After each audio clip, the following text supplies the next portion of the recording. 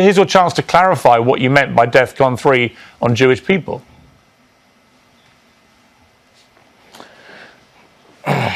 Well, thank you for allowing me to say what I meant due to the fact that I was blocked by Jewish people. I don't think that Kanye is anti-Semitic. I think Kanye is saying a lot of things that he believes to be true. He wants people to talk about things, and the worst thing we can do is not honestly discuss any points that are brought up, including points which may be critical of the Jewish community. Do you think that we can move forward as a civilization without there being any offense? Because one person's truth can be the other person's lie. Can be the other person's lie. We have a lot of faulty sense-making, and we have people who are trying to make sense of things, who are making the situation worse. The problem isn't Kanye. The problem is that intersectionality has let our society believe that blacks can't be racist against Jews.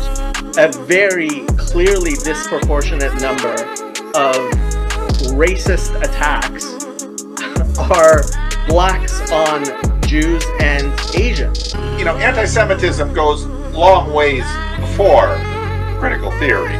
Oh, right. And Christianity is endemically anti-Semitic. So what are we going to do about that, Pastor Vanderclay? I actually am a person that's classified as black.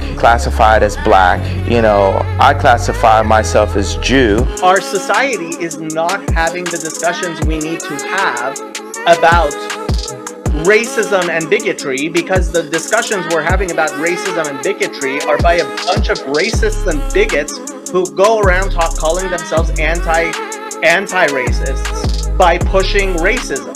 You think the media is racist? What?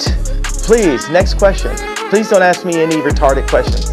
The problem is, in order to speak about things well, you need to speak about them poorly first, and you need to speak about them. That's a good point. And our society has not been speaking about a lot of things for a long time.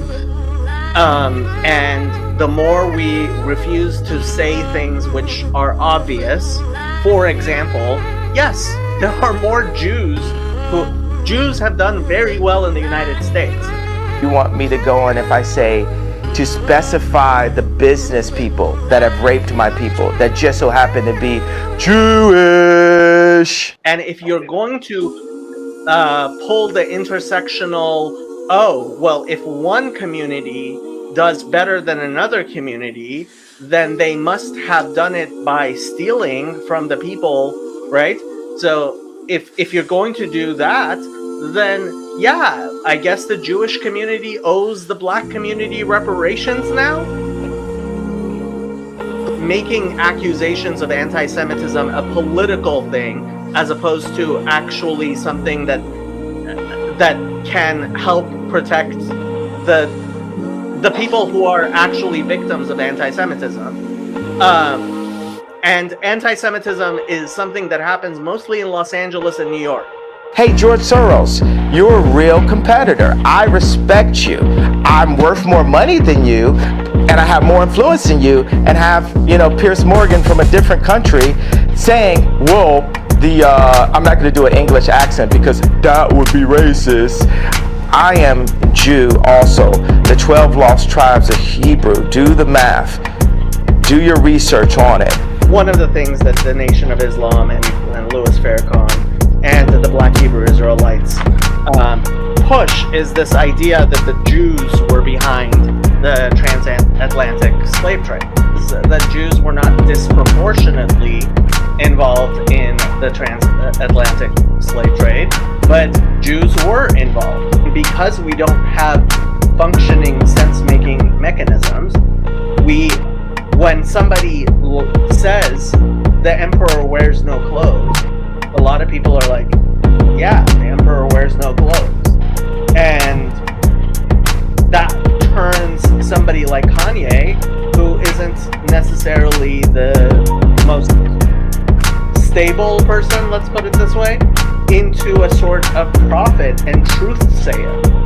And that already gives too much power to people because, again, yes, Jews disproportionately are represented in the media, and Jews disproportionately are wealthy, and Jews actually, religious Jews, are disproportionately poor. But this requires an actual conversation. But unfortunately, I mean, this is a very complicated issue, and what doesn't work is not talking about it. Do you think that we can move forward as a civilization without there being any offense? Because one person's truth can be the other person's lie, lie.